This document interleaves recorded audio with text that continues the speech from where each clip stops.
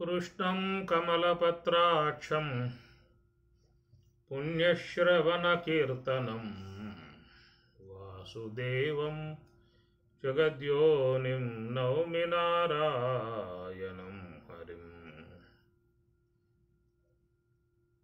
సర్వోపనిషదో గావః దగ్ధా గోపాలనందనః పార్థో వత్సః సుధీర్భోక్తా దుగ్ధం గీతామృతం మహత్తు. భగవద్గీత 2వ అధ్యాయము 23, 24, 25 శ్లోకాలలో మనం ప్రయాణం చేస్తున్న అంశము.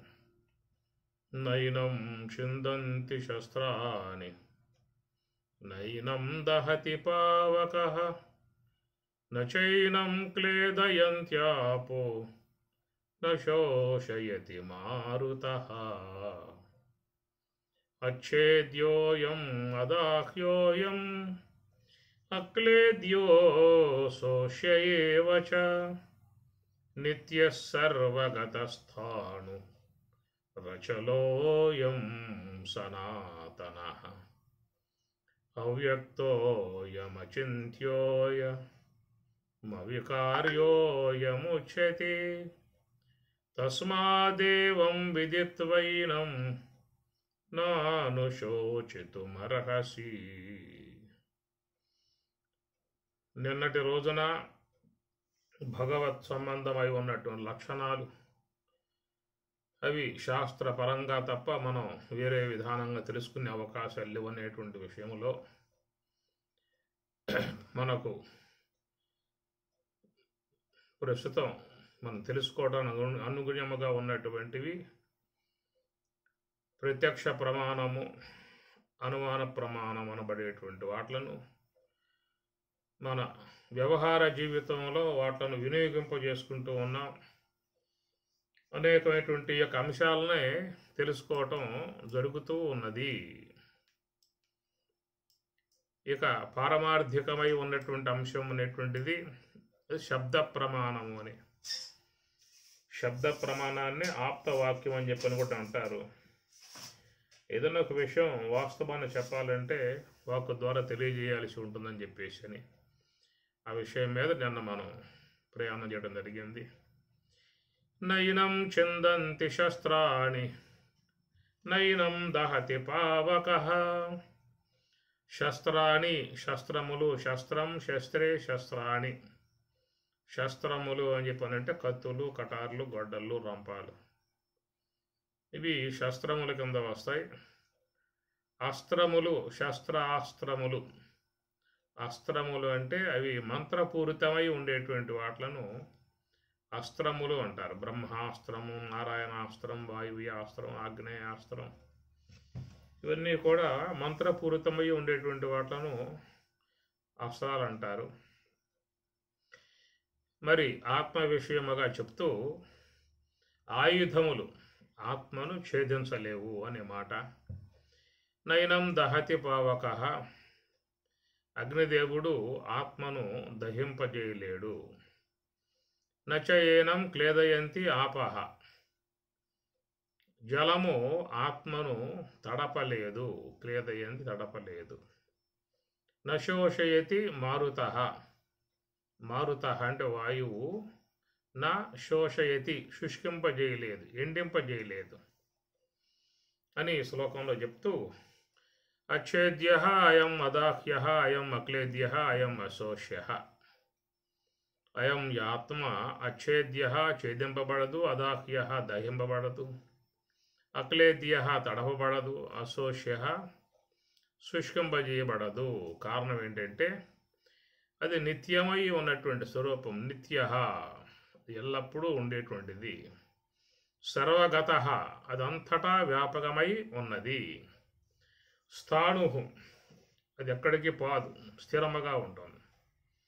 అచలః అది చెలించదు, అంతటా ఉంది కాబట్టి అది చెల్లించే వస్తువు కాదు. అయం సనాతనః. అయం ఆత్మ సనాతనః ఎప్పటికీ ఉండేటువంటిది. పైగా అవ్యక్త అది ఇంద్రియ గోచరం అయ్యేటువంటిది కాదు. అయం అచింత్య, అది చింతించటానికి మనస్సుతో చింతించటానికి అవకాశం లేనటువంటిది. అయం అవికార్య, అది ఎలాంటి వికారములు పొందే విధానం దాని యందు లేదు. అయం యొక్క ఆత్మ గురించి ఉచ్యతే చెప్పడం జరుగుతూ ఉన్నది. తస్మాత్, ఆ కారణం చేత, ఏవం ఈ ప్రకారముగా విదిత్వ తెలుసుకొని, ఏనం ఈ యొక్క ఆత్మ విషయమునై నా అనుశోచితం, దుఃఖించుటకు నా అర్హసి తగవు అని చెప్పనన్నాడు. ఇక్కడ వాస్తవికంగా అర్జునుడు ఆత్మ విషయమై ఏమీ దుఃఖించటం లేదు.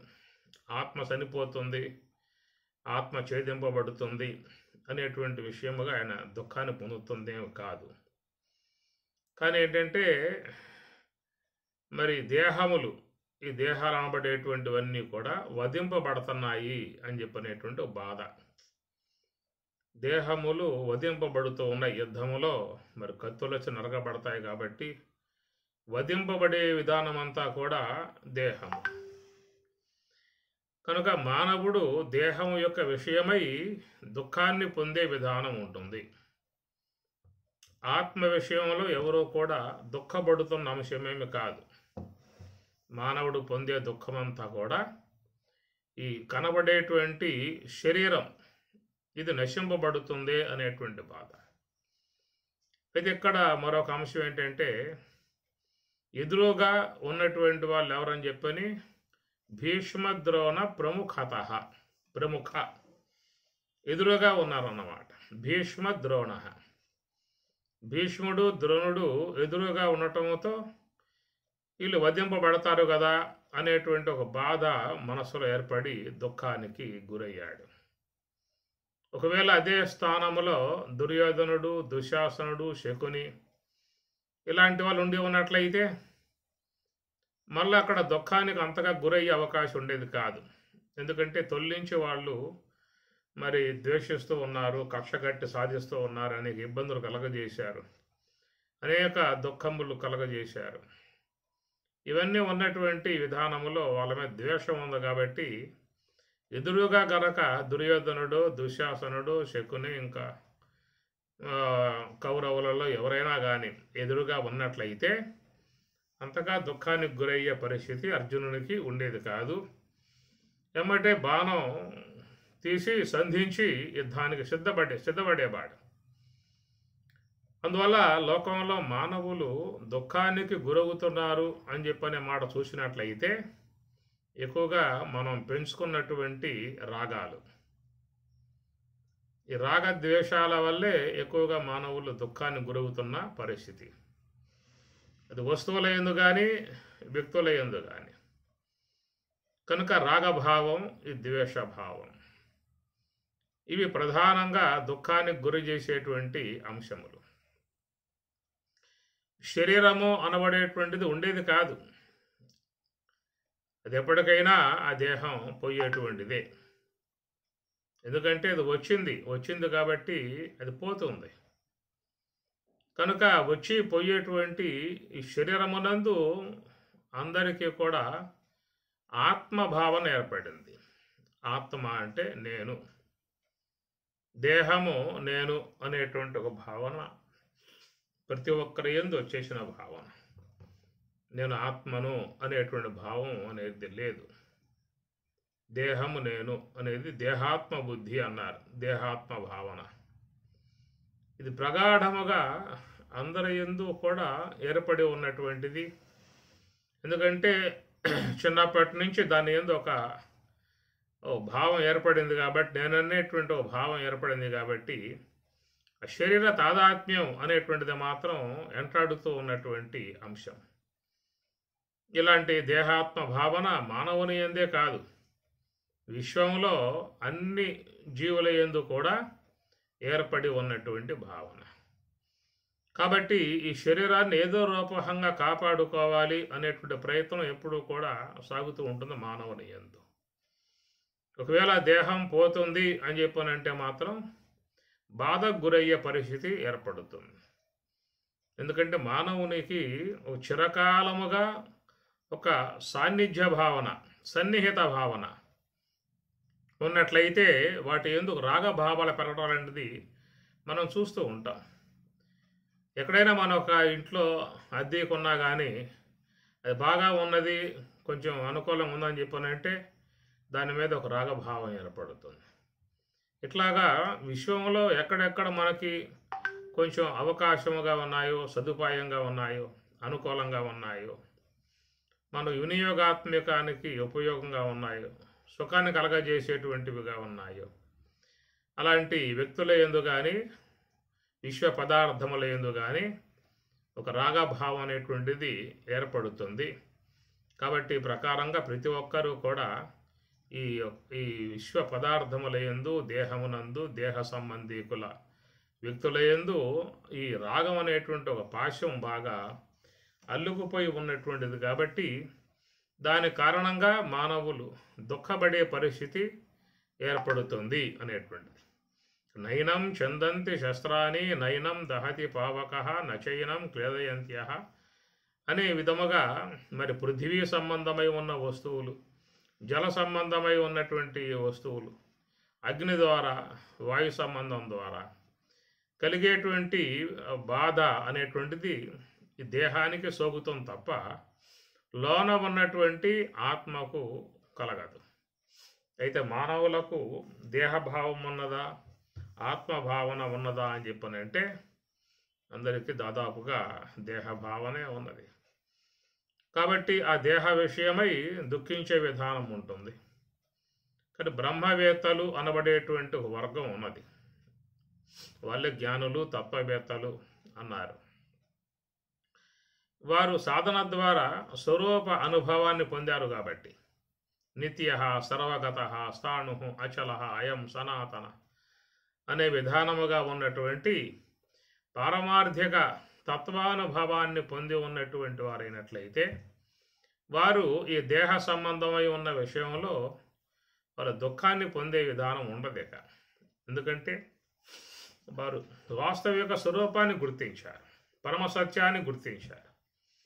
పరమసత్యాన్ని గుర్తించిన తర్వాత ఇక వాళ్ళు దుఃఖానికి గురయ్యే పరిస్థితి అనేది ఉండదు. నిద్రపోతున్నప్పుడు నిద్రలో తోసేటువంటి వస్తువుల యందు మనకి రాగభావం ఏర్పడుతుంది. అక్కడ ఎవరైనా తస్కరిస్తున్నారు అని చెప్పనంటే బాధపడతారు, వాటితో పోరాటం చేస్తారు. అయితే అవి కేవలం కల్పన మాత్రము, మిథ్య అనేటువంటి విషయాన్ని మేలుకోవటం వల్ల కలిగినప్పుడు ఇక స్వప్న పదార్థాల విషయమై ఎవరూ కూడా బాధపడే పరిస్థితి రారు. ఎందుకంటే వాళ్ళు మరొక అంశమునందు వాళ్ళు జాగృతి వహించి ఉన్నారు, మరొక అంశంలోకి వచ్చేసారు వాళ్ళు. కాబట్టే స్వప్నంలో దోచినటువంటి అర్థాలు వాళ్ళని శోకం కలగజేసేవిగా, దుఃఖపెట్టేవిగా, బాధ కలగజేసేటువంటివిగా ఉండవు. ఎవరూ దుఃఖించరు. స్వప్నం నుంచి బయటకు వచ్చిన తర్వాత ఆ స్వప్న పదార్థాల విషయమై ఎవరూ దుఃఖించరు. కనుక స్వప్నంలో ఉన్నప్పుడు అక్కడ మోహం అలముకుంటుంది, మోహభావాలు పెరుగుని ఉంటాయి.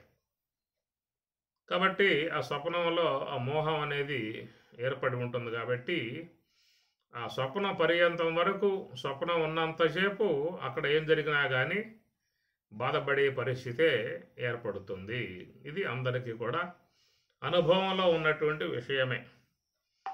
మేలుకొన్నాక అంటారు, అనవసరంగా బాధపడ్డాను, అనవసరంగా ఏడ్చాను, ఎంతో భయానికి గురయ్యాను, చాలా వేదన పొందాను, అలమటించిపోయాను అనేటువంటి మాటలో మేలుకున్నాక చెప్తారు. ఆ స్వప్నంలో వాళ్ళు పొందినటువంటి దుఃఖము, బాధ మేలుకున్నాక చెబుతారు, అనవసరంగా పొందాను దుఃఖం అని. కానీ అక్కడ ఉన్నప్పుడు మాత్రం మరి ఆ బాధ ఉంటుంది, ఆ దుఃఖం ఉంటుంది, భయం ఉంటుంది. ఎందుకంటే అది కేవలం ఒక మరి అజ్ఞాన సంబంధమై ఉన్నటువంటి భావం అక్కడ ఉంది. కాబట్టి నిద్ర అంటేనే అజ్ఞానం. నిద్ర అనేది ఏంటంటే తమస్సు. నిద్ర అంటే తమస్సు. తమహతు అజ్ఞానజం విద్ధి మోహనం సర్వదేహినాం ప్రమాద ఆలస్య నిద్రాభి తన్నిబద్ధనాతి భారత అని పరమాత్మ అంటాడు. తమహతు తమస్సు అన్నట్లయితే అజ్ఞానజం, అది అజ్ఞానం వల్ల ఏర్పడింది. మోహనం సర్వదేహినం, సమస్త జీవుల్ని మోహపెట్టేదిగా ఉంటుంది. ప్రమాద ఆలస్య నిద్రాభి, అది ప్రమాదంతో చేరి ఉంటుంది. ఆలస్యము, నిద్ర ఇవన్నీ కూడా తమహతు, తమస్సు అనబడేటువంటి అంశంగా పరమాత్మ చెబుతాడు. కనుక నిద్ర అనేటువంటిది తమస్సుతో చేరి ఉన్న అంశం కాబట్టి అక్కడ చాలామంది దుఃఖానికి గురయ్యే పరిస్థితి ఉంటుంది. ఎంతటి వాళ్ళైనా కావచ్చు, పండితులు కావచ్చు, పామరులు కావచ్చు, ఎంత విజ్ఞాత కలిగి ఉన్నటువంటి వారైనా కానీ స్వప్నమునందు కలిగేటువంటి మరి అక్కడ ఆ భయాలకు గురై దుఃఖాన్ని పొందే పరిస్థితే చూస్తాము. కానీ అక్కడ అజ్ఞాన కారణంగా ఏర్పడ్డటువంటి మోహం, ఆ మోహం చేత ప్రతి ఒక్కరూ కూడా బాధపడే పరిస్థితే ఉంటుంది తప్ప నిద్రపోతూ ఉన్నాను, నిద్రలో ఉన్నాను, ఆ నిద్రలు ఈ విధంగా తోస్తూ ఉన్నాయి, ఇవన్నీ కూడా వాస్తవం కాదు. ఇది కేవలం అజ్ఞానం వల్ల ఏర్పడేటువంటి తమస్సు వల్ల ఏర్పడేటువంటి నిద్ర. కనుక నిద్ర యందు ఈ తమస్సు కారణంగా తోసేటువంటివి ఇవన్నీ వాస్తవములు కాదు అనేటువంటి భావన నిద్రలో ఉండగా కలిగే అవకాశం లేదు. నిద్ర నుంచి బయటపడ్డప్పుడే మరి వాటి యొక్క మోహాల నుంచి బయటపడ్డటువంటి వాడై వాటి విషయంలో ఏ బాధ చెందాడు. అట్లాగా చూసినట్లయితే మరి ఇక్కడ మేలుకొని ఉన్న విధానంలో కూడా మాయా ప్రభావం ఇక్కడ ఉన్నది. నిద్రా సమయంలో ఉన్నటువంటిదేమో ఇక్కడ అజ్ఞాన ప్రభావం అయితే ఇక్కడ మాయా ప్రభావం. మమ మాయా దురత్యయ పరమాత్మ అంటాడు. మమ మాయా దురత్యయ మామేవయ ప్రపద్యంతి. ఈ విశ్వమంతా కూడా మాయ అని చెప్పనంటే అదొక శక్తి, మాయా శక్తి అన్నారు, అవిద్య శక్తి అన్నారు. ఈ రెండు శక్తులే. శక్తులు వేరు, చేతనం వేరు. కాబట్టి అవిద్య అనేది తన శక్తి ద్వారా అక్కడ స్వప్నంలో ఒక కల్పన చేస్తుంది. ఇక్కడ మాయాశక్తి ఈ నామరూపాత్మక విశ్వజగత్తు యొక్క కల్పన ఇది చేస్తూ ఉన్నది. కాబట్టి సృష్టి కార్యం అనబడేటువంటివి వీటి యందే ఉన్నది, బ్రహ్మములో లేదు. బ్రహ్మమునందు ఏ సృష్టి కార్యము లేదు. అందువల్ల బ్రహ్మములో ఉన్నటువంటి వారు మోహానికి గురిగారు. అక్కడ బాధపడే పరిస్థితి అనేది ఉండదు అక్కడ. ఎందుకంటే అది మాయా అతీతం, అవిద్య అతీతం. అందువల్ల బ్రహ్మమునందు ఉన్నటువంటి వారు మరి మాయా సంబంధమై ఉన్న కార్యమునికి మోహాలకు గురికారు. అట్లనే అవిద్యా సంబంధమై ఉన్న మోహాలకు వాళ్ళ గురి కారు. ఎందుకంటే బ్రహ్మమునందు ఈ రెండు లేవు. కానీ ఇవి మనం మరి బ్రహ్మమునందు ఉన్నామా లేకపోతే మాయా కార్యమునందు ఉన్నామా అని చెప్పనంటే అందరూ కూడా మాయా కార్యమునందు నిమగ్నమై ఉన్నారు, అవిద్యా కార్యమునందు నిమగ్నమై ఉన్నారు. కాబట్టి ఈ విషయముగా మరి అనాత్మ సంబంధమై ఉన్నటువంటి దేహాదులు నేననేటువంటి ఒక అధ్యాస భావం ఏర్పడింది. కాబట్టి నిరంతరంగా ఏమవుతామో, ఏం చేస్తాయో అనేటువంటి బాధకు, దుఃఖానికి గురయ్యే పరిస్థితి ఉంటుంది.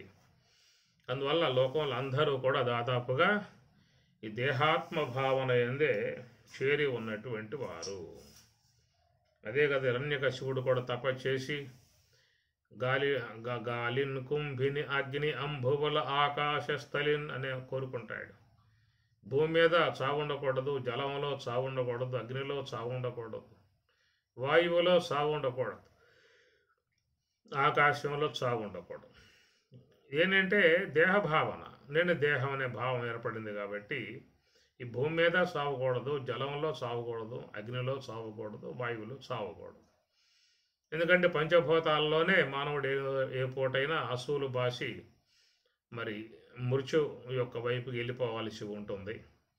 కాబట్టి ప్రకారం పరమాత్మ ఎక్కడ నయనం చందంతి శస్త్రాన్ని నయనం దహతి పావక అనే మాటల్లో పృథివీ సంబంధమై ఉన్న వస్తువులు కానీ, జల సంబంధమై ఉన్నటువంటి వాటి ద్వారా, అగ్ని సంబంధమై ఉన్నటువంటి దాని ద్వారా, వాయు సంబంధము, ఈ 4 చెప్పుకొచ్చారు. కాబట్టి ప్రకారంగా ఇవి చేతనాశ్రయంలో ఉన్నటువంటివి. ఆత్మ యొక్క కార్యాలు ఇవన్నీ కూడా. ఏతస్మాద్ ఆత్మన ఆకాశ సంభూత, ఆకాశాద్ వాయు, వాయో అగ్ని, అగ్నే ఆపహ అద్య అని తైత్రీయం. కనుక ఆకాశం కానీ, వాయువు, జలము, అగ్ని, పృథివీ ఇవన్నీ కూడా ఆత్మకార్యం. ఆత్మకార్యమై ఉన్నటువంటివి కారణమగు ఆత్మనవి బాధించలేవు. ఎందుకంటే ఆత్మ యొక్క విషయంలో వాస్తవికం చూసినట్లయితే జగత్ అనేది లేదు. ఆత్మ యొక్క అనుభవం రూపకంగా చూసినట్లయితే బ్రహ్మ సత్యం జగన్మిథ్య అన్నారు. వాస్తవికంగా లేదు. కనుక లేనటువంటి యొక్క జగత్తు నుంచి వాళ్ళు బాధ పొందే విధానం ఏమి ఉండదు. అది పారమార్థిక అంశంలో చేరి ఉన్నటువంటి విషయం. కనుక వాళ్ళు దుఃఖానికి గురయ్యేదే ఉండదేక. దుఃఖాతీతులు, దుఃఖానికి అతీతులు. తరతి శోకం ఆత్మవిత్తు అంది వేదం. ఆత్మవిత్తు, ఆత్మజ్ఞాని తరతి శోకం, వాడు శోకాన్ని దాడుతున్నాడు అన్నాడు. కారణం ఏంటంటే ఆత్మ యొక్క పరిధిలో అవిద్య అనేది లేదు, మాయ అనేది లేదు. కాబట్టి వారు ఈ మోహాల నుంచి బయటపడ్డారు. ఏషా బ్రాహ్మీ స్థితి పార్థ నైనాం ప్రాపి విముఖ్యతి స్థితవాశ్యామంతకాలి. విముఖ్యతి అన్నాడు. ఏషా బ్రాహ్మీ స్థితి విముఖ్యతి. కాబట్టి బ్రాహ్మీ స్థితిలో ఉన్నటువంటి వారు ఏ యొక్క మోహానికి కూడా గురయ్యే అవకాశం ఉండదు. కాబట్టి ఏంటంటే మనం స్వరూప స్థితిలో ఉన్నామా, లేక ఈ ఉపాధులుగా ఉన్నటువంటి వీటిలతో తాదాత్మ్యమై ఉన్నామా అని చెప్పి అన్నట్లయితే కేవలం ఉపాధి సంబంధమై ఉన్నటువంటి అవిద్యా కార్యానికి, మాయా కార్యానికి తాదాత్మ్యత చెంది ఉన్నాం కనుక మనం ఎప్పుడూ కూడా ఈ పంచభూత విషయాలు కానీ ఇతర వాటి ద్వారా బాధ పొందే విషయాలలో బాధపడేటువంటి పరిస్థితే ఏర్పడుతుంది. కాబట్టి అందుచేత ఇక్కడ మనం చూసినట్లయితే ఈ పంచభూతములు అనబడేటువంటి అంశాలు చెప్పాడు. తర్వాత బ్రహ్మము యొక్క స్వరూపత ఉన్నటువంటి అంశాలు కూడా ఈ రెండు ఈ శ్లోకాలలో వచ్చాయి. ఏమి నిత్య, సర్వగత, స్థాణు, ఇవన్నీ కూడా స్వరూప సంబంధమై ఉన్నటువంటి భావన. అచ్ఛేద్యో యః అదాహ్య అక్లేద్య అశోష్య ఏవచ, ఇవన్నీ కూడా పంచభూతాంశములతో చేరి ఉన్నటువంటివి అన్నమాట. కాబట్టి రెండు అంశాలు ఎక్కడ వ్యావహారిక అంశాన్ని ఇస్తూ ఉన్నాడు, పారమార్థిక అంశాన్ని ఇస్తూ ఉన్నాడు. కాబట్టి మనం చాలా వరకు ఏంటంటే ఈ వ్యావహారిక అంశములో చేరి ఉన్నటువంటి వాళ్ళం. కాబట్టి ఈ అనాత్మ వస్తువులు వాటి సత్యత్వ భావన కలిగి ఉన్నాము, అవే నేను అనేటువంటి భావన ఉంది. కాబట్టి మనకెప్పుడూ కూడా ఈ బాధ, దుఃఖము, భయాదులు అన్నీ కూడా ఏర్పడే పరిస్థితే ఉంటుంది. ఒక్కసారి గనక దీంట్లో చెప్పేటువంటి స్వరూప భావన నిత్య, సర్వగత, స్థాణు, అచలం, అచల, అయం సనాతన, అవ్యక్త, అచింత్య, అవికార్య, ఇవన్నీ కూడా ఈ పారమార్థిక భావన, పారమార్థిక తత్వం రెండు ఇచ్చాడు. ఎక్కడ వ్యావహారిక వస్తువు ఇచ్చాడు, పారమార్థిక వస్తువు ఇచ్చాడు. కాబట్టి వ్యావహారిక వస్తువుతో మనం బాధ పొందే విధానం ఎందుకు వచ్చిందని చెప్పానంటే మనకున్నటువంటి దేహ భావన. కాబట్టి దేహ భావన ఉన్నంతకాలం ఈ దుఃఖాలు తప్పవు, వేదనలు తప్పవు, ఆటుపోట్లు తప్పవు, మానసిక సంబంధమై ఉన్న వికలత్వములు ఇవన్నీ కూడా ఎప్పుడు జీవుని యందు భాషించేటువంటివిగానే ఉంటాయి. కాబట్టి రెండు తత్వాలు అనేటువంటివి అనగా పారమార్థికము, వ్యావహారికము రెండింటి స్వరూపాన్ని మనకి శ్లోకాలలో స్వామి చెప్తున్నటువంటి మాట. తస్మాదేవం విదిత్వైనం నాను శోచతం అర్హసి. తస్మాత్ ఆ కారణం చేత ఏవం ఈ ప్రకారముగా విదిత్వా తెలుసుకుని, ఏనం ఆత్మను విదిత్వా తెలుసుకున్నవాడు నా అనుశోచితం అర్హసి, తెలుసుకున్ననాడు నా అనుశోచితం అర్హసి, శోకించడానికి నా అర్హసి తగినట్టు విధానం కాదన్నాడు. కాబట్టి ఈ ప్రకారంగా మనం తెలుసుకోవాల్సినటువంటి యొక్క అంశము పారమార్థికము, అది అవ్యక్త, ఇంద్రియ అగోచరము అన్నారు. అయం అచింత్య, అది మనస్సుకి అందేది కాదు అన్నాడు. అవికార్య, అది భౌతికమై ఉన్నటువంటి వస్తువు కాదు కాబట్టి దాని యందు ఏ వికారములు లేవనేటువంటిదిగా ఉచ్యతే, చెప్పబడుతున్నది అన్నాడు. ఇది కేవలం బ్రహ్మము, ఆత్మ. అందువల్ల ప్రవృత్తి మార్గంగా ఉన్నటువంటి మనము నిరంతరముగా ఈ దేహ విషయమై దుఃఖాన్ని పొందాల్సే ఉంటుంది. రెండవది నివృత్తి మార్గం. నివృత్తి మార్గము ద్వారా కింద చెప్పినటువంటి ఈ ఆత్మ యొక్క తత్వ విషయాన్ని తెలుసుకున్నట్లయితే వాడు నా అనుశోచితం, దుఃఖించే విధానం వానికి ఉండదు. రెండు అంశాలు ఎక్కడ. ఇంద్రియాలతో సంబంధం పడి బయటికి పోయినంతకాలం మనకు ఉండేటువంటిది, మరి ఆత్మ యొక్క విషయం, దేహం యొక్క విషయంలో నిరంతరముగా ఈ మరణ సంబంధమై ఉన్నటువంటి భావనతోనే అలమటించే పరిస్థితి ఉంటుంది. రెండవది నివృత్తి మార్గం. నివృత్తి మార్గం ద్వారా ప్రయాణం చేసినటువంటి వాడు ఇక్కడ చెప్పినటువంటి అవ్యక్త, అచింత్య, అవికార్య ఏ ఆత్మ అయితే ఉన్నదో అట్టి ఆత్మ యొక్క విషయం కనుక విదిత్వ తెలుసుకున్నట్లయితే అట్టి వాడిక శోకాన్ని పొందే పరిస్థితి ఉండదు. కనుక అర్జునుడు నిమిత్తంగా చేసుకుని సమస్త మానవాళికి అందిస్తున్నటువంటి తాత్విక అంశం. ఎవరో ఒక నిమిత్తం ఉండాలి. ఒక నిమిత్తం ఉంటేనే విషయం బయటకు వచ్చే అవకాశం ఉంటుంది. కాబట్టి వేదవ్యాసుల వారు సమస్త మానవాళికి జ్ఞానం అనేటువంటి యొక్క అంశాన్ని అందించడానికి కృష్ణ పరమాత్మ కృష్ణార్జునుల్ని ఉదాహరణగా నిపముగా తీసుకుని ఆయన లోకానికి చక్కటి తాత్వికాంశాన్ని అందిస్తున్నటువంటి విధానం. కాబట్టి శ్లోకాలలో రెండు అంశాలు ఉన్నాయి. ఒకటి వ్యావహారిక సంబంధమై ఉన్నటువంటి అంశము, రెండవది పారమార్థిక సంబంధమై ఉన్న అంశము. పారమార్థిక సంబంధమై ఉన్నటువంటి యొక్క అంశమును ఏవం ఈ ప్రకారముగా విదిత్వ తెలుసుకున్నట్లయితే నా అనుశోచితం, దుఃఖించే విధానం ఎవరికి కూడా రాదు. విదిత్వ తెలుసుకోవటం. ఏది తెలుసుకోవటం, ఎట్లా తెలుసుకోవటం అని చెప్పిన మాటకి ఒక నివృత్తి మార్గం తప్ప మరొక మార్గం లేదు తెలుసుకోవటానికి.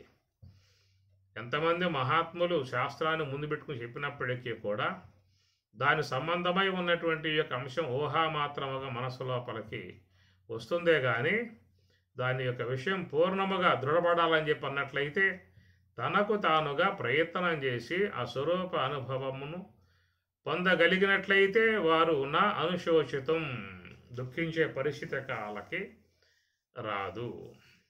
కనుక రెండు మార్గాలు మనకున్నాయి.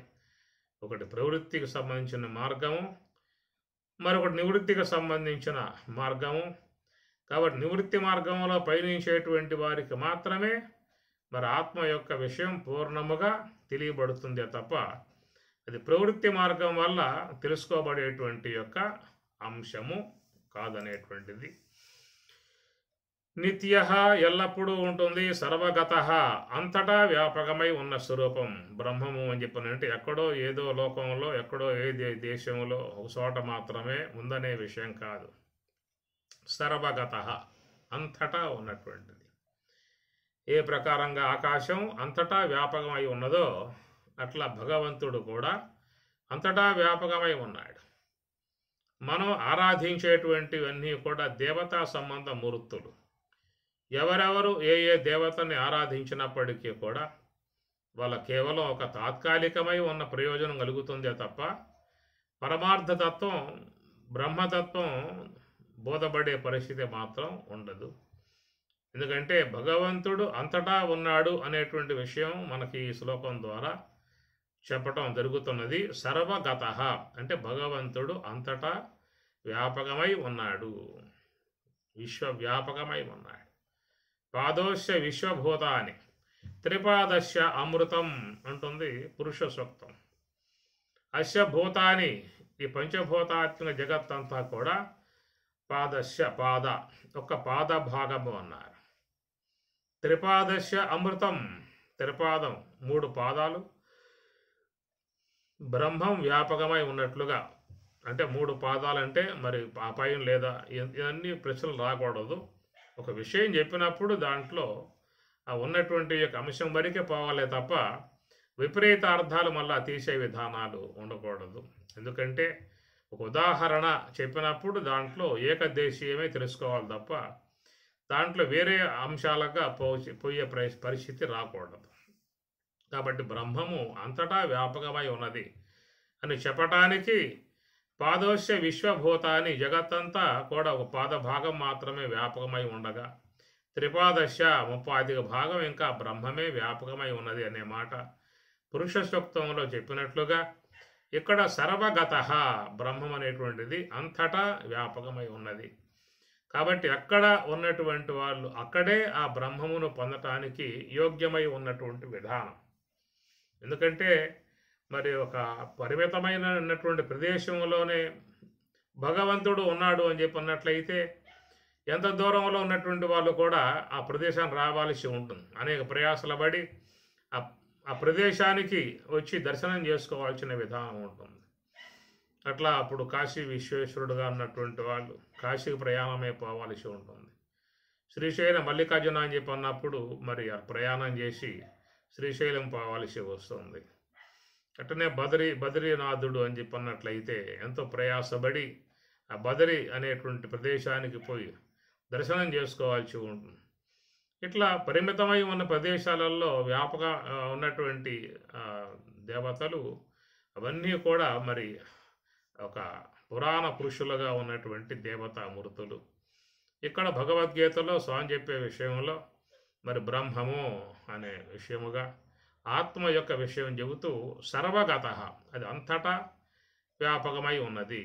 ఆకాశంలాగా ఆకాశవత్తు ఆకాశాన్ని ఉదాహరణగా చెబుతారు. ఆకాశం ఎట్లా వ్యాపకమై ఉన్నదో అట్లా బ్రహ్మము కూడా అంతటా వ్యాపకమై ఉన్న విధానం. కాబట్టి ఎక్కడెక్కడ నువ్వు కూర్చుంటే అక్కడక్కడే బ్రహ్మాన్ని పొందవచ్చు. ఎత్ర ఎత్ర మనోయాతి తత్ర తత్ర పరంపదం. ఎక్కడెక్కడ మనస్సు శ్వాస వెంబటి ఉంటుందో నివృత్తి మార్గం వైపు ఉంటుందో అక్కడక్కడే నువ్వు బ్రహ్మాన్ని పొందవచ్చు. కాబట్టి ఈ ప్రకారముగా బ్రహ్మమును పొందే విషయంలో ఎవరో కూడా ఎక్కడికో పోవాల్సిన అవసరం లేదు. ఉన్న చోటనే పొందవచ్చు. ఏ దేశానికి పోయినా ఆ భగవంతుని అక్కడే నువ్వు ధ్యానం చేసుకోవచ్చు. నువ్వు ఏ దేశానికన్నా వెళ్ళు, ఎక్కడికన్నా వెళ్ళు, ఏ దేశానికి పోయినా అక్కడక్కడే మరి ఆ దేశస్తులు కూడా ఆ బ్రహ్మము యొక్క విషయం మీద శ్రద్ధ కలిగి ఉన్నట్లయితే అక్కడే వాళ్ళు ధ్యానం చేసి బ్రహ్మాన్ని పొందవచ్చు. ఏ లోకములో ఉన్న వాళ్ళైనా పొందవచ్చు. దేవతలు కూడా నిరంతరంగా వాళ్ళు ధ్యానం చేసే విధానంగా చెబుతారు. కాబట్టి వారు కూడా ఆయా లోకాలలో ఉన్నటువంటి వారు అక్కడే బ్రహ్మాన్ని పొందవచ్చు. కాబట్టి ప్రకారముగా ఒక చోట ఉన్నది ఒక చోట లేదు అనే విధానం కాదు, అంతటా వ్యాపకమై ఉన్న స్వరూపం. కాబట్టి ఎవరెవరు ఏ దేశాలలో ఉన్నవాళ్ళు అక్కడే పొందవచ్చు. ఏ లోకాలలో ఉన్నటువంటి వారు అక్కడే ఆ బ్రహ్మాన్ని పొందవచ్చు. కాబట్టి ప్రకారముగా అయం ఈ యొక్క ఆత్మ బ్రహ్మము సర్వగత అంతటా వ్యాపకమై ఉన్నది. స్థాణు అంటే స్థిరముగా ఉంటుందన్నమాట. స్థాణు అని చెప్పారంటే స్థిరముగా ఉండే వస్తువు కనుక అది స్థిరముగా ఉన్నది. కాబట్టి మరి క్షరాత్మికమై ఉన్నటువంటి జగత్తంతా కూడా కదిలిపోతున్న పరిస్థితి. ఆత్మ అధిష్టానమునందే జగత్తంతా కూడా మరి పుట్టి పెరిగి లయమైపోయే విధానంగా మరి జగత్తు పరిణామశీలముగా ఉన్నది. అనుక్షణం మారిపోయేదిగా ఉన్నది. ఒక నదీ ప్రవాహంలాగా ఈ జగత్ అనేది పోతా ఉన్నది. పుట్టింది, పెరిగింది, నశించింది. ఒక ప్రవాహముగా నదీ ప్రవాహముగా జగత్తంతా కూడా కదిలిపోతూ ఉంది. కాబట్టి ఈ కదిలిపోయే జగత్తుకి కదలకుండగా స్థిరముగా ఉన్నటువంటి వస్తువు బ్రహ్మం. రోడ్డు స్థిరంగా ఉన్నప్పుడే పైన వాహనాలు రాకపోకలు చేస్తూ ఉంటాయి. అంటే రైలు పట్ట స్థిరముగా ఉండటం కారణంగానే దాని మీద రైళ్లు కూడా పరుగులు చేస్తూ ఉంటాయి. కాబట్టి ప్రకారంగా ఒకటి స్థిరంగా ఉండాలి, ఒకటి కదులుతూ ఉంటాయి. కదిలే స్వభావం జగత్తు యందు ఉంది కాబట్టి బ్రహ్మము కదిలే స్వభావం దాని యందు లేదు. కారణం ఏంటంటే అది సర్వగత, అంతటా వ్యాపకమైనటం కారణముగా దాని కదిలికలు అనేటువంటివి చెప్పే అవకాశం లేదు. జగత్తు పరిచ్ఛిన్నమై ఉన్నటువంటి వస్తువు కాబట్టి దాంట్లో కదిలికలు అనేటువంటివి మనం చూస్తామన్నమాట. ఇప్పుడు భూమి సంబంధం కదిలికలు చూస్తూ ఉంటాం. అగ్ని సంబంధ అంశం కూడా కదిలికలతోనే ఉన్నది. వాయువు కూడా కదిలికలతోనే ఉన్నది. కానీ ఆకాశ విషయం రాగానే అక్కడ కదిలిక అనేటువంటిది ఆకాశం నందు లేదిక. కాబట్టి ఆకాశం నందే కదిలిక లేనటువంటి విధానం ఉన్నప్పుడు మరి బ్రహ్మమునందు, ఆకాశాన్ని కారణమై ఉన్నటువంటి బ్రహ్మమునందు కదిలిక ఉంటుందా? కాబట్టి ప్రకారముగా ఆకాశం ఎట్లా వ్యాపకమై ఉండి ఏ కదిలిక లేకుండా దాని యందు అది స్థిరత్వం ఉన్నదో, అక్కడ ఆకాశానికి కూడా అధిష్టానమై ఉన్నటువంటి, స్థానువై ఉన్నటువంటి ఆత్మ అదే కదిలిక లేకుండా ఉండేటువంటి విధానము. అందుచేత దానిని స్థాణుహు అనేటువంటి మాటగా వాడారు. అచలహ అయం సనాతన. అచలహ అంటే కదిలిక, చల అంటే కదలటం. నా చలహ అచలం. అచలహ అయం సనాతన, అది ఎప్పటికీ ఉండేటువంటిది. ఒకప్పుడు ఉండి ఒకప్పుడు లేకపోవటం అంటూ లేదు. కాబట్టి మనం ఏ యొక్క స్వరూప విధానముగా ఉన్నామో మనం కూడా సనాతన, ఎప్పటికీ ఉండేటువంటి వాళ్ళమే. శరీరములు అనబడేటువంటివి ఆత్మ యొక్క ఆధారముతో ఇవి వస్తూ పోతూ ఉంటాయి.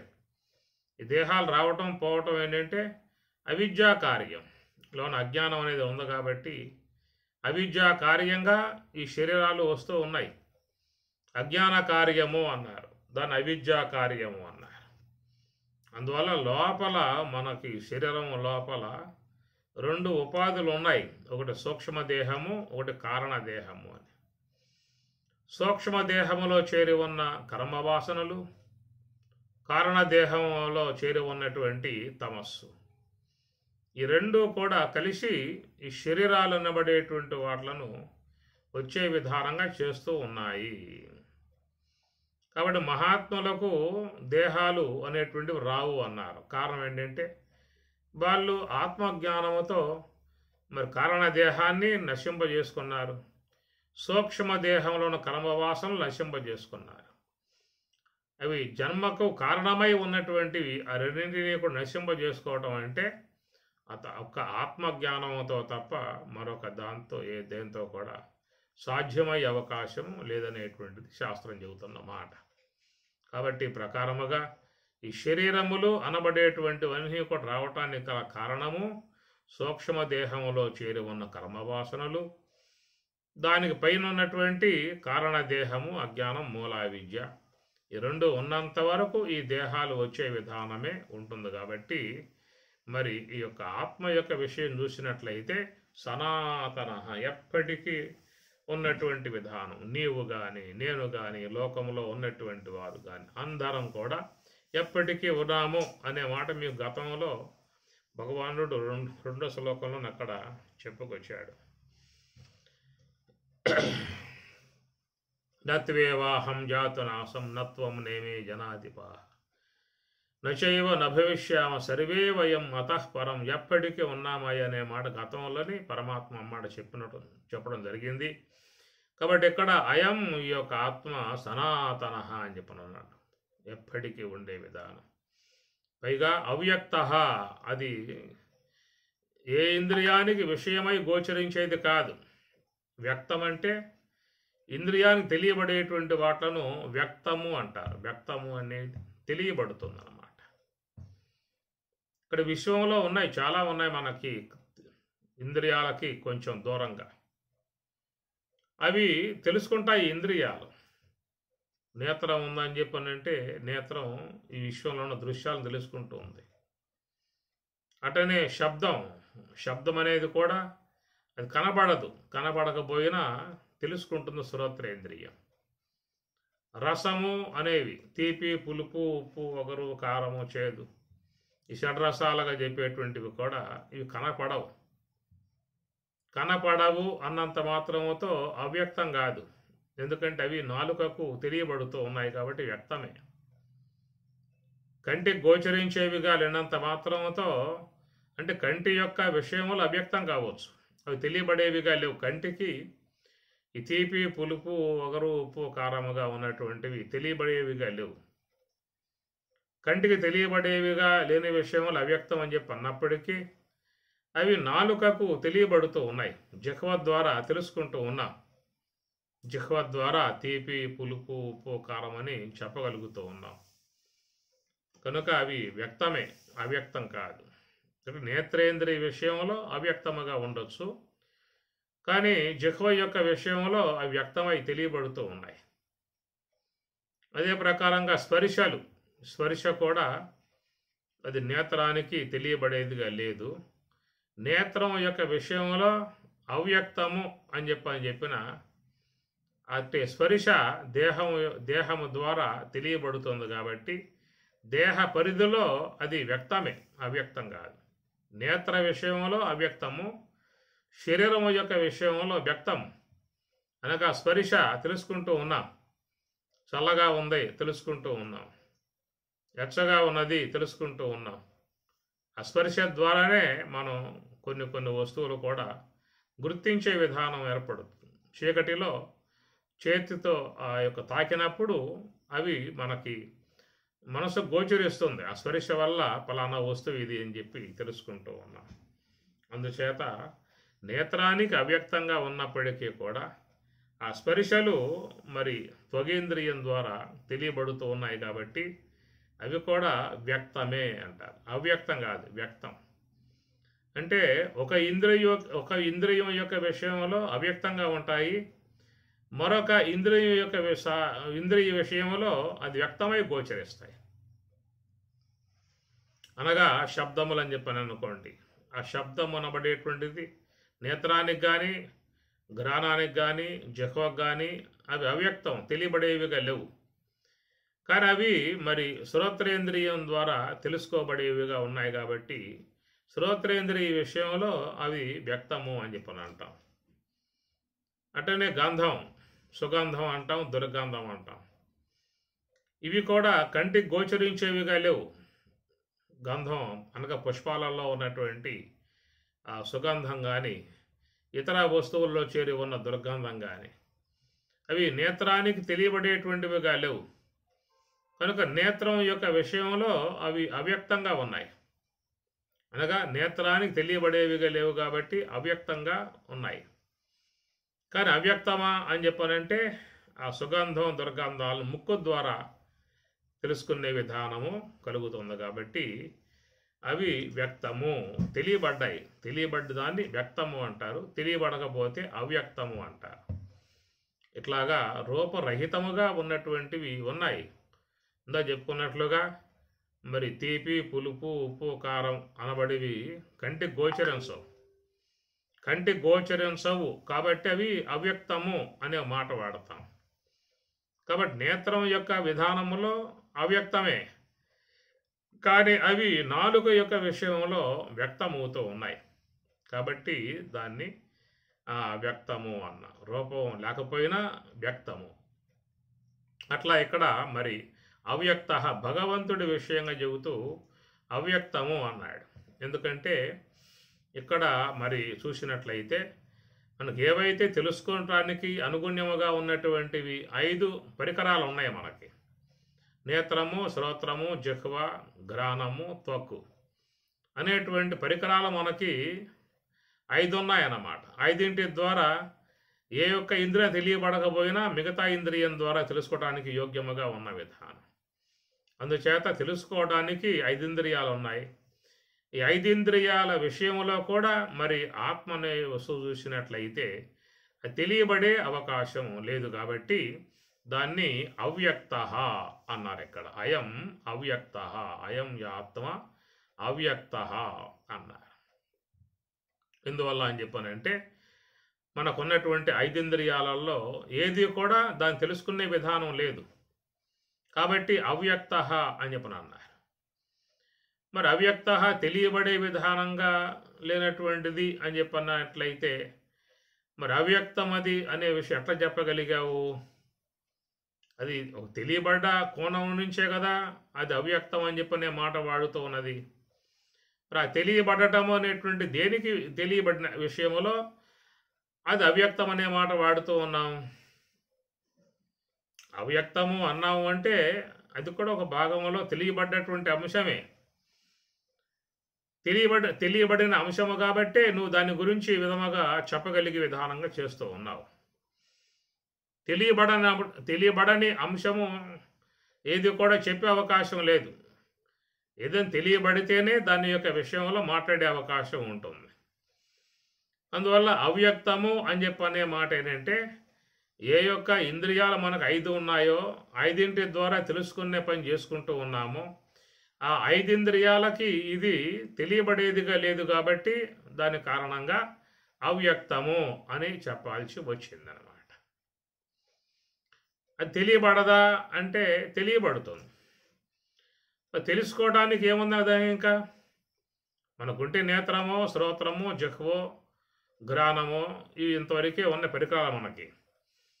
ఇవి కాకుండా మరి ఇంకా దానికి ఏమో తెలుసుకోవటానికి అనే విషయం చూసినట్లయితే మన భగవద్గీతే సమాధానం చెప్పే అంశము విమూఢ నా అనుపశ్యంతి పశ్యంతి జ్ఞానచక్షుషః అన్నారు. విమూఢుడు నా అనుపశ్యంతి, విమూఢుడై ఉన్నవాడు దాన్ని తెలుసుకోలేడు. పశ్యంతి గుర్తిస్తూ ఉన్నాడు, జ్ఞానచక్షుషః అన్నాడు. జ్ఞానచక్షువు ద్వారానే దాన్ని తెలుసుకోవటం జరుగుతుంది. కాబట్టి జ్ఞానచక్షువు అని చెప్పి అన్నప్పుడు అది ఈ 5 ఇంద్రియాలలో చేరింది కాదు. 5 ఇంద్రియాలు శ్రోత్రము త్వక్కు చక్షువు జిహ్వ ఘ్రాణము అనబడేటువంటి వాటిలలో చేరింది కాదు. అది వేరే ఉన్నటువంటి మరొక విషయం చేసుకునేటువంటి ఒక అంశం. దాని జ్ఞానచక్షు అనే మాట వాడారు. పశ్యంతి జ్ఞానచక్షుషః, జ్ఞానచక్షుషః, జ్ఞానచక్షువు గలవాడే పశ్యంతి దర్శిస్తూ ఉన్నాడు అన్నాడు. మరి ఆ జ్ఞానచక్షు అనేది రావాలని చెప్పానంటే ఎట్లా అని చెప్పిన మరొక అన్వేషణ దానికి ఆరంభం చేయాలి. ఏ యొక్క పంచేంద్రియాల సహాయంతో మనం ఉన్నటువంటి ప్రాకృతి సంబంధమై ఉన్న వస్తువులు తెలుసుకునేటువంటి వాళ్ళంగా ఉన్నామో ఇది ప్రకృతిలో చేరి ఉన్న వస్తువు కాదు, ప్రకృతికి అతీతముగా ఉన్న వస్తువు. దీన్ని అభౌతికము అన్నారు. కాబట్టి అభౌతికమై ఉన్నటువంటి యొక్క దానిని బ్రహ్మము అనే మాటతో పిలుస్తూ ఉన్నారు. అటు బ్రహ్మము తెలుసుకోవటానికి ఏంటంటే ఇక్కడ నివృత్తి మార్గం అనేది మరొక అంశంగా ఉన్నది. ఇంకా నివృత్తి మార్గము ద్వారానే మనస్సుని సంకల్పాల నుండి వేరు చేసి మనస్సుని సంకల్పాలతోనూ విషయాలతో ఇంద్రియాలతో సంబంధం లేకుండా చేయగలిగితే అక్కడ మీకు మరి ఈ యొక్క ఆత్మ యొక్క విషయం గోచరించే అవకాశం ఉంటుంది. కాబట్టి ఆ పని చేయగలగాలి. దానికే స్వామివారు సోహము యొక్క సూత్రము అన్నారు, హంస యొక్క మార్గము అన్నారు. దాన్ని అవలంబిస్తే తప్ప నీకు ఆత్మ విషయం గోచరించే అవకాశము లేదు. అందువల్ల దాన్ని అవ్యక్త అనే పదం ఎందుకు వాడటం అని చెప్పానంటే మనకు ప్రవృత్తి మార్గంలో పోవటమే తప్ప నివృత్తి మార్గంలో ప్రయాణం చేసే అలవాటు లేదు. లోకంలో చూస్తే అందరికీ ఉన్న మార్గం ప్రవృత్తి మార్గం, ఇంద్రియాల ద్వారా బయటకు పోవటం, బయట ఉన్నటువంటి విషయాలని ఆస్వాదించటం. కానీ సోహం అనగా ధ్యానం ఏం చేస్తుందంటే బయటికి పోయేటువంటి మనస్సుని లోపలికి మరలిస్తుంది. బయటికి పోవటము అంటే ఇంద్రియాలతోనన్నా సంబంధం పడాలి, లేదా ఆలోచనలతోనన్నా సంబంధం పడాలి. ఆలోచనలు ఇంద్రియాలు ఈ రెండే మనం దాదాపుగా వాటితో సంబంధం కలిగి ఉన్నాం. ఇవి కాక మనకేమున్నాయి? ఇంకా ఇంద్రియాలతో అనగా శ్రోత్రము నేత్రము ఘ్రాణము జిహ్వ, తినటము వినటము కనటము, ఇలాంటి వ్యవహారం కలిగి ఉన్నాం. ఒకవేళ అది కాకపోతే ఆలోచనలు ఏవో గతించినటువంటి వాటిలను ముందేసుకొని వాటి గురించినటువంటి విధానాలలో వాటిని తరికించుకోవటం, విచారించుకోవటం, బాధపడటం చేస్తున్న పని. లోకములో అందరూ చేస్తున్న పని ఏంటంటే ఇంద్రియాలతో సంబంధం బట్టి విషయాలని తెలుసుకోవటము, లేదా ఆలోచనలతో సంబంధం బట్టి గతాలని తవ్వుకోవటము, ఈ రెండే చేస్తూ ఉన్నారు. కాబట్టి ఈ రెండింటి మార్గముగా ఉన్నటువంటి వాళ్ళ విషయంలో అవ్యక్త, అది అవ్యక్తము అనే మాట వాడారు. మరి వ్యక్తం కాదా అని చెప్పనంటే విమూఢ నా అనుపశ్యంతి పశ్యంతి జ్ఞానచక్షుష అన్నాడు. విమూఢుడు అని చెప్పనంటే ఇప్పుడు చెప్పుకున్నట్లుగా ఇంద్రియాలతో సంబంధం పడ్డవాడు, ఆలోచనలతో సంబంధం పడి ఉన్నవాడు, ఈ రెండింటి ద్వారానే ప్రయాణం చేస్తున్నటువంటి వాడు విమూఢ నా అనుపశ్యంతి, వాడికి ఎప్పుడూ కూడా తెలియబడే అవకాశం లేదనే మాట. పశ్యంతి జ్ఞానచక్షుష, జ్ఞానచక్షు గలవాడు మాత్రమే పశ్యంతి చూస్తూ ఉన్నారు అన్నాడు. అంటే ఆ జ్ఞానచక్షువు రావాలంటే ఏం చేయాలి? దాన్ని నివృత్తి మార్గము అన్నారు. అనగా ఇంద్రియాలతో, విషయాలతో, ఆలోచనలతో సంబంధం లేని విధానంగా ఉండగలగటమే దాన్ని నివృత్తి మార్గము అంటారు. అనగా ఇంద్రియ, విషయ, ఆలోచనలు వాటితో సంబంధం ఉన్నంత వరకు మనకి ప్రవృత్తి విధానంగా ఉన్నట్లే. కాబట్టి ప్రవృత్తి విధానంగా ఉన్నటువంటి వాళ్ళ విషయంలో అవ్యక్త అంటారు. కానీ ఈ మూడింటిని కూడా విడదీసుకొని, మూడింటి నుంచి విడబడి నాలుగవ అంశంలో చేరినటువంటి వారు దాది నివృత్తి మార్గము అన్నారు. ఏంటంటే ఇంద్రియాలు, విషయములు, ఆలోచనలు ఇలాంటి వాటితో సంబంధం లేకుండా ఉండాలని చెప్పానంటే హంస యొక్క సంబంధం పెట్టుకున్నట్లయితే వీటితో సంబంధం ఉండదేక. కాబట్టి హంస అనేటువంటి దాని యొక్క ఆశ్రయం, సోహం అనే దాని యొక్క ఆశ్రయంలో ఉండటం అనేది అది నివృత్తి మార్గం యొక్క సంబంధము.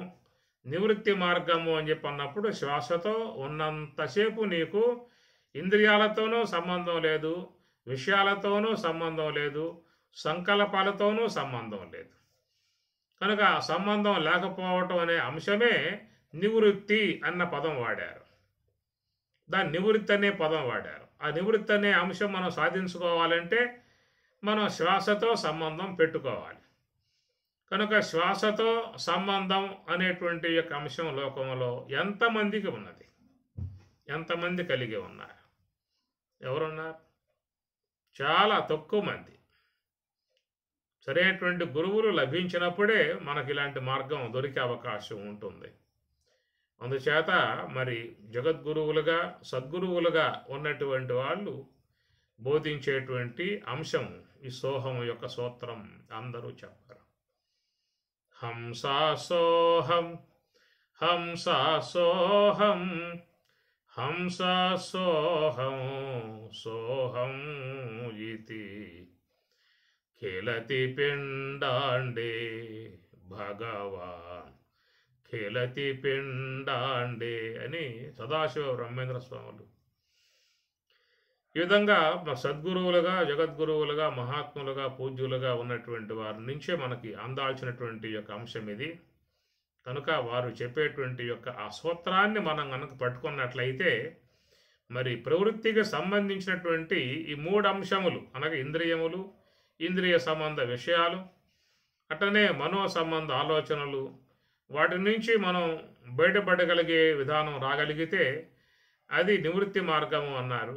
అది హంస ద్వారా సాధ్యమవుతుంది. ఈ హంస యొక్క ఆశ్రయంలో నివృత్తి మార్గంలో పోయేటువంటి వారి విషయముగా స్వామి చెప్తూ పశ్యంతి జ్ఞానచక్షుష అన్నాడు. జ్ఞానచక్షు అంటే అది కేవలం నివృత్తి మార్గము, నివృత్తికి సంబంధించిన చక్షు అన్నమాట. అది కన్నే. జ్ఞానచక్షుష అది కన్నే. ఇందా చెప్పుకున్నట్లుగా దృశ్యము యొక్క విషయంలో నేత్రం కన్ను, శబ్దము యొక్క విషయములో చెవి కన్ను, గంధము యొక్క విషయములో ఘ్రాణం ముక్కు కన్ను, రసాలు తీపి, పులుపు, ఉప్పు, వగరు, కారం ఇలాంటి రుచుల యొక్క విషయంలో నాలుక జిహ్వేంద్రియం కన్ను. అట్లాగా మరి నివృత్తి మార్గముగా ఉన్నటువంటి సోహము యొక్క మార్గం, సోహం సూత్రం, హంస యొక్క ఆశ్రయం, నివృత్తి మార్గముగా ఉన్నటువంటి అది బ్రహ్మము యొక్క విషయంలో కన్ను అని అర్థం. అలాగండి. దృశ్యము యొక్క విషయంలో నేత్రం కన్ను, శబ్దము యొక్క విషయంలో చెవి కన్ను, గంధము యొక్క విషయంలో ఘ్రాణం ముక్కు కన్ను, రసముల విషయములో నాలుక కన్ను అన్నమాట. ఈ కన్నులతో మనం బాహ్యములో ఉన్నవి గుర్తిస్తాం, కానీ లోపల పంచభూతాలకు అతీతముగా ఉన్న స్వరూపం బ్రహ్మం. దాని విషయంలో కన్ను ఏది అని చెప్పానంటే అది నివృత్తి మార్గము అన్నారు. అనగా ఇంద్రియములతో, విషయములతో, ఆలోచనలతో సంబంధం లేకుండా ఉండటం అంటే నువ్వు హంసతో సంబంధం పడాలి. హంసతో సంబంధం పడితే అప్పుడు నీకు హంస యొక్క సూత్రం ద్వారా ఈ మూడింటి యొక్క సంబంధం దూరం అవుతుంది. కాబట్టి దాని ద్వారా నువ్వు నివృత్తి మార్గం ప్రయాణం చేసి ఆ నివృత్తి మార్గం అనే కన్నుతో పారమార్థిక వస్తువుని తెలుసుకోవటం జరుగుతుంది. దాని విషయంలో కూడా పరమాత్మ రాబోయే శ్లోకాలలో చెప్తూ ఆత్మన్యేవ ఆత్మన తుష్ట, ఆత్మని ఏవ ఆత్మన అనగా ఆత్మను ఆత్మయే విషయం చేసుకుంటుంది అనే మాట కూడా వాడతారు. కాబట్టి అక్కడ బ్రహ్మమునకు బ్రహ్మమే విషయము అనే అర్థం. ఈ విధముగా నివృత్తి మార్గం అనేటువంటి కన్నుకు మాత్రమే తెలియబడేటువంటిది. కాబట్టి దాన్ని వ్యక్తము అని చెప్పనాలి, అక్కడ అనాలి. ఇక్కడ మాత్రం అవ్యక్తం. మనం వ్యవహారంలో ఉన్నాం కాబట్టి ఈ వ్యవహారంలో ముడిపడి ఉన్నటువంటి యొక్క మనకు అది అవ్యక్తమే, తెలియబడే అవకాశమే లేదు. 100 ఏళ్ల కాలం జీవించినా కానీ మనం ఆత్మ యొక్క విషయంలో తెలియనితనముతోనే, అజ్ఞానంతోనే జీవించటం జరుగుతుంది. కానీ గురువు యొక్క ఆశ్రయం పొందినప్పుడు, ఆయన ద్వారా తాత్విక సంబంధమై ఉన్న విషయాన్ని అవగాహన చేసుకున్నప్పుడు, ఆయన ద్వారా బ్రహ్మము యొక్క బ్రహ్మోపదేశాన్ని పొంది ఆయన చెప్పినటువంటి యొక్క మార్గంలో ప్రయాణం చేయగలిగితే అప్పుడు వాళ్ళకి మరి జ్ఞానచక్షువు అనబడేటువంటిది తెరవబడుతుంది. ఇప్పుడు జ్ఞానచక్షువు ముయ్యబడి ఉన్నది, అజ్ఞానము చేత లోనున్నటువంటి యొక్క వాటి చేత ముయ్యబడి ఉన్నది. నివృత్తి మార్గములో ఉన్నటువంటి వారు మాత్రమే ఆ జ్ఞానచక్షువును తెలిసి, అదే పరమశివునికి 3వ కన్నుగా చెప్పే మాట కదా. పరమశివుడు 3వ కన్ను ఇప్పితే విశ్వమంతా కూడా భస్మమైపోతుంది అని చెప్పి అంటారు కదా. అట్లాగా మనకు కూడా 3వ కన్ను ఏంటంటే నివృత్తి మార్గం అనే కన్ను అన్నమాట. ఆ 3వ కన్ను జ్ఞానచక్షువు, అది అగ్నిచక్షువు అన్నమాట. ఆ కన్ను తెరవబడింది అంటే అనేక జన్మలుగా ఉన్నటువంటి సమస్త పాపమంతా కూడా మరి భస్మైపోతుంది, కాలిపోతుంది. భస్మసాత్ కురుతే, సమస్త అజ్ఞానం అనగా జన్మ కారకమై ఉన్నటువంటి సమస్త కర్మలు కానీ అజ్ఞానం కానీ మొత్తం కాల్పబడతాయి. దాని ద్వారా స్వరూప స్థితి పొందే విధానం ఏర్పడుతుంది. కనుక నివృత్తి మార్గ విషయంగా చూసినట్లయితేనేమో అది వ్యక్తము, ప్రవృత్తి మార్గ విషయంగా చూసినట్లయితేనేమో అది అవ్యక్తము. కాబట్టి లోకంలో సాధారణంగా అందరూ కూడా ఈ ప్రవృత్తి వైపే ఉన్నారు. కాబట్టి ఈ ప్రవృత్తి మార్గంలో పోయినంతకాలం వాళ్ళకి బ్రహ్మము భగవంతుడు తెలియబడే విధానము కాదు. మేము ఎన్నో సార్లుగా పోతున్నామండి, ఆలయాలకు పోతూ ఉన్నాం, దేవుణ్ణి చూస్తున్నాం కదా అని చెప్పనే మాట వాడవచ్చు. అది కేవలం దేవతా సంబంధమై ఉన్నటువంటి అంశములుగా చూస్తుందే తప్ప ఇక్కడ ఉపనిషత్తు భగవద్గీత బోధించే విధానంగా చూసినట్లయితే అంతటా వ్యాపకమై ఉన్న దేవుడు ఒకసాట లేడు. ఆ దేవుడు అంతటా ఉన్నాడు, నీలో ఉన్నాడు. ఆ నీలో ఉన్న స్వరూపం గుర్తించడమే నివృత్తి మార్గం అన్నారు. ఆ ప్రకారంగా పోగలిగితే అది వ్యక్తము, లేకుంటే మనకు అది అవ్యక్తమే. అవ్యక్త అయం అచింత్య, అలాగా అవ్యక్తమై ఉన్నటువంటి యొక్క స్వరూపం అచింత్య, మనసుకి అది అందేది కాదు. చింత్య అంటే చింతన చేయటం, మనసుతో ఆలోచనలు చేయటం. విశ్వములో ఉన్నటువంటివన్నీ కూడా మనం అన్నిటిని గురించి ఆలోచనలు చేస్తూ ఉంటాం. ఏదైనా ఆలోచన చేయగలుగుతాం, ఏదైనా మనం దాని మనసు ద్వారా ఊహ చేయగలుగుతాం. ఇట్లాగా మనసుకు అందకుండగా విశ్వంలో ఏదీ లేవు. కానీ మనస్సుకు అందకుండగా ఉండే వస్తువు ఒక్క భగవంతుడు, బ్రహ్మము. ఆ మనస్సు లైవ్ అయిన తర్వాత ఉండేదే బ్రహ్మం. అందువల్ల దానిని అమనస్కము అన్నారు. అమనస్కం అంటే మనస్సు లేదు అక్కడే. మనస్సు లేకుండా ఉన్నప్పుడే ఉండేటువంటి వస్తువు బ్రహ్మము. కాబట్టి మనస్సు లయం చేయాలి. లయం చేయగలిగితే దాని అమనస్కం అన్నారు. అక్కడ నీకు బ్రహ్మము గోచరించే అవకాశం ఉంటుంది. కాబట్టి ఆ యొక్క బ్రహ్మ విషయంలో అచింత్య, అది మనస్సుకి అందేదిగా లేదు. అవికార్య, ఈ వికారాలు అన్నీ కూడా దేహానికే ఉంటాయి. అనేక వికారములు, చిన్నప్పుడు చాలా లలితంగా ఉండేది, మృదువుగా ఉండేది, సుకుమారంగా సౌకుమార్యంగా ఎంతో బాగా ఆకర్షణీయంగా ఉండేటువంటి ఒక శరీరం అనుక్షణం మారి మారి మారి మారి చివరికి దానికి వికారమైనటువంటివన్నీ కూడా వచ్చేస్తాయి. ఈ షడ్విధ వికారాలు ఈ దేహానికి తప్ప ఆత్మకు లేవు. కాబట్టి ఆత్మను అవికార్య, ఇలాంటి యొక్క మార్పులు ఆత్మయందు లేవు, ఎప్పటికీ ఏకముగా ఉండే విధానం అని చెప్పేసి అని. కాబట్టి ప్రకారంగా ఉన్నటువంటి ఆత్మ మరి అవికార్య అయం ఉచ్యతే, ఈ ప్రకారముగా చెప్పటం జరుగుతుంది. కాబట్టి తస్మాత్, ఆ కారణం చేత ఏవం విదిత్వ, ఏవం ఈ ప్రకారముగా విదిత్వ తెలుసుకుని, ఏనం ఈ యొక్క ఆత్మ విషయమై నా అనుశోచితం, దుఃఖించుటకు నా అర్హసి తగిలేవు. ఇది ఎవరికైనా వచ్చే అంశం, నీకే కాదు, అర్జునుడే కాదు, ఎవరికైనా కానీ దీని విషయంలో సరైనటువంటి యొక్క విషయంగా అవగాహన లేకపోయిందా అని చెప్పనంటే, అది నయనం చందంతి శస్త్రాన్ని నయనం దహతి పావక నచయనం క్లేదయంత అనే విషయాలుగా ఈ యొక్క పంచభూతముల ద్వారా కలిగేటువంటి పరిణామాలకి గురై దుఃఖపడే పరిస్థితే ఉంటుంది. కాబట్టి ఇక్కడ భౌతికముగా ఉన్నటువంటి ఈ పంచభూతాంశములు అభౌతికముగా ఇంద్రియ అగోచరమై ఉన్నటువంటి ఆత్మస్వరూప విషయం రెండింటినీ కూడా తెలియజేస్తూ చివరికి తస్మాత్, ఆ కారణం చేత ఏవం యొక్క ఈ విషయముగా విదిత్వ తెలుసుకోవాల్సి ఉంటుంది అన్నాడు. ఈ తెలుసుకోవటము అనే మాట చాలా గొప్పది ఇది. కాబట్టి ఇక్కడే అంతా కూడా చేరి ఉన్నటువంటి అంశము విదిత్వ, తెలుసుకోవటము అనే విషయమే. ఎట్లా తెలుసుకోవాలి అని చెప్పనంటే, కొంతవరకు గురువు యొక్క సహాయముతో తెలుసుకోవాలి, మరి కొంత భాగం ప్రయత్నం ద్వారా, నివృత్తి మార్గం ప్రయత్నం ద్వారా పోయి అది తెలుసుకోవాల్సి ఉంటుందన్నమాట. గురువు కొంత తెలియజేస్తాడు, సాధన ద్వారా మనం పూర్ణముగా తెలుసుకోవాల్సి ఉంటుంది.